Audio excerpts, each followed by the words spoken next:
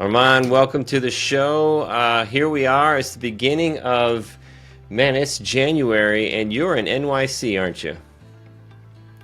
Well, I'm from NYC. I'm actually in Baltimore right now. Baltimore. My residency is at Johns Hopkins. Just as cold then, right? Yeah, it's pretty cold here, even for Baltimore. People said the winters are mild. There's been 6 inches of snow here for a week already, so it's not that mild. Oh my goodness. So out on the East Coast, in medicine, so let's start there. Tell a little bit about your journey to the listeners, where you started and where you're at currently. Yeah, so I grew up in Queens, New York my entire life. I went to college there at St. John's University, did pre-med. Then from there I ventured on to Syracuse, New York to do my med school at SUNY Upstate. I did my MD there, finished it in 2021, graduated, went to Arizona to do my intern year. A close friend of mine had moved there, and then I moved back to Baltimore in 2022 to start my residency, which I'm in my last year now, finishing up this June, then heading back to New York to Cornell to finish my last year of training in chronic pain fellowship. Very cool, very cool. So along this journey, how does that relate with real estate in your world? So tell us a little bit about your journey with real estate so far. So it's real estate is part of anyone's journey that's going to be employed in the United States, whether you want to do it now, whether you want to do it later. And I'm blessed that I had parents who were supportive of the pursuit of trying to buy property as early as possible when it came to residency. When I moved to Baltimore, I realized the market here was pretty stagnant and had been for several years. I looked at the prices and pretty much gone nowhere for the last 10, 15 years. And with the rates where they were at that time, which is around 4 or 5%, I thought it'd be prudent to buy a condo rather than pay rent for 3 years and lose the same amount of money, which is around $2,000 a month. Almost $70,000 over 3 years I would have lost. And I'd rather just invested that into a piece of property, and that kind of spurred the idea that real estate investment isn't as complex as I thought it originally was. I mean, getting a house, a condo here was not easy. There was a lot of paperwork. But once it was all said and done, that's pretty much it. You pay the mortgage every month and it goes on, and that kind of really got me thinking that might be a better place to put my money in rather than trying to find stocks or something that's going to miraculously blow up over the next few years and have something that could create passive income in the background. Because as a physician that's going into an interventional fellowship, opening up a private practice is in the future. And for that, having my own property would also be wise, because that could be part of my business model, not having to lose money on rent. So that really started getting me thinking, and I've been fortunate that I've been able to be a part of it. Yeah. What are those KPIs that you're looking at? Well, the biggest one is how much money do you have to invest on hand? If it's your first home, you have certain programs that will help you out. They'll save you from that 20% down requirement, and potentially get you a 3 to 5% if you're a veteran. And two, it's what are you looking to get out of this investment? Are you looking for immediate income? Are you looking to build your own business? Or are you looking to just sit on it and let it appreciate as a piece of property? All three factors. And then the fourth also is how much money you have to put in after the fact. You can buy a piece of property, but if you get there and everything's outdated, the piping, the electrical, and everything, with all the constraints that you have nowadays, we're getting approval from the city for certain things to get done. You have to take that into account too. And also, how much time do you have to put into it? As a resident, I needed to get into a property that was already ready to go, no issues. I wanted to move in and start residency. Residency, with the call schedule, we have 24-hour shifts. The last thing you want to worry about is pipes bursting in your home when you get home.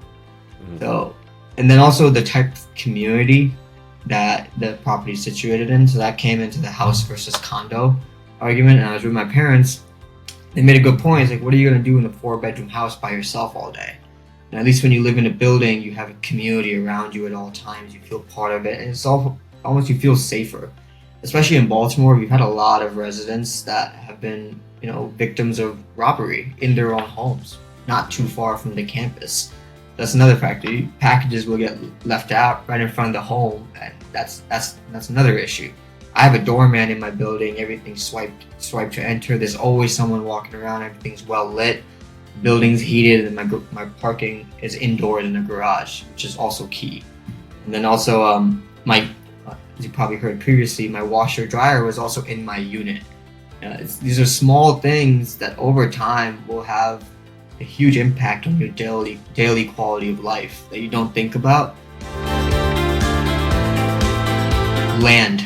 That's what I'm seeing a lot. That's what I'm hearing about a lot. Seem to see these clickbait articles all the time. Billionaires are buying farmland in Montana. My friend, who's a EM doc out in Texas, he's been kind of talking. He's attending now, so he has a surplus of income. Now we've been talking about what would be good strategies to invest this, because obviously you want to diversify your portfolio. Not everything should be in just the S&P and your 401k. So we started looking at land, and we realized even if you just buy farmland and you sit on it, it appreciates over time. You don't have to do a thing to it. It's just land. It takes care of itself. You have markers, coordinates where it starts and ends of what your private sector is. And then you could just sit on it. You could lease it out to companies. It started with, let's do a solar farm, or let's do a cannabis farm, or some sort of revenue generating farm. And all of these ideas were good when we talked about it, but when we looked at the numbers, even to get 1 acre of solar farm running, you have to put in almost like $1 million worth of investment in equipment. You have to get panel turners, the hydraulic system, someone to manage it. And maintenance. Then we realize, exactly, maintenance. And then you may not even make the returns that you're expecting because of a slew of issues. And also the market itself in that region is, right now we have incentives. What if we don't have them 5 years? Right now we have these panels. What if they become outdated in 5 years? So that's all these things that come with investing in any type of business. We realize that if we just buy farmland, we don't have to do anything, and there's a finite amount in this country. If you look at a lot of countries like India, China, I'm Indian, so I'm an immigrant, but I'm a citizen of America. I was looking at dual citizenship in India, and I realized even as a dual citizen, they do let you buy property, but they won't let you buy farmland. And that made me think, like, if a country won't even let its own foreign citizens buy farmland, that means it's valuable to them. It should be valuable, especially in America. We rely heavily on a lot of imports for a lot of our domestic goods, but one of our biggest assets is our ability to have our farmland that's so fertile. The West Coast, Arizona, and California, huge production sites. It comes from Mexico as well. But it's one of those simple investment strategies that I feel like will pay off without you having to worry about maintaining it. And there's a lot of beautiful land in America. We look at all these photos of Montana and Idaho and Arizona and Texas, and like, what if we were just to own it in regions where other people are buying? Yeah, we're not going to buy thousands of acres, but even if you buy a couple of acres, it's like buying a piece of gold bar or crypto that you don't know. Like, eventually it may have value, but at least with land, we know it won't depreciate significantly. It'll hold up against the stock market volatility. It's not volatile, and that's huge on that type of investment strategy versus others. So what a lot of people don't realize, that even in medicine, we have a lot of startups that hold the same risks that any startup will have, which is that they can overnight go out of business. But the issue is, instead of losing money, you could potentially have patients with certain devices in place that these startups had. And now you have to either get rid of those devices or find alternative ways to manage them. Because interventional pain is one of the few fields, aside from like cardiology, where the devices that you place require a lot of one-on-one interaction with the device rep, because there's a lot of titration, especially when it comes to neuromodulation.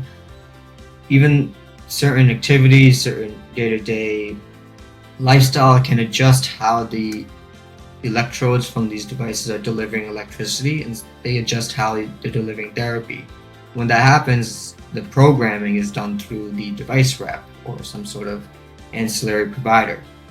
When the company goes under, so do all those device reps, and that kind of just disappears. So I feel like as a physician, I'm not saying that you shouldn't do it, because if you don't, then you're kind of also halting progress in terms of device creation and research and development. But when you do, you have to take these things into account as well. Like, what does it hold for the future of your patient? What if it is too good to be true? And then what if they're lying to you?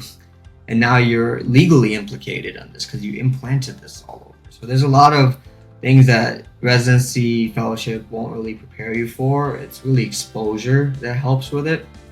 And I'm not saying that you shouldn't do it. I'm saying if you do, there's a lot more to it than just working with a company. It's a lot more risk and a lot more involvement, because now you're not dealing with your money. Now you're dealing with your patient care. And that's, there's no monetary value you could assign to good patient care. So it's important for this type of thinking to come into play there. I wish I knew more about my IRA back then. People don't know that there's an income cap to your IRA, and that in med school you're primed to maximize your investments. Yeah, obviously that means you're going to have investments. I have to have the capital to do it, but I wish I knew more about it, because a lot of the stocks I was looking at back then, Tesla, Apple, Nvidia, my portfolio would have probably gone 100 times what it is right now if I had more insight. But I had some insight, and I was able to see that growth over time. And now looking back, it's like Monday morning quarterback. I really almost had, if I could continue with this versus something else, it probably would have gained me a lot more income here. But two is also look at alternate revenue streams whenever you can. Even as a med student,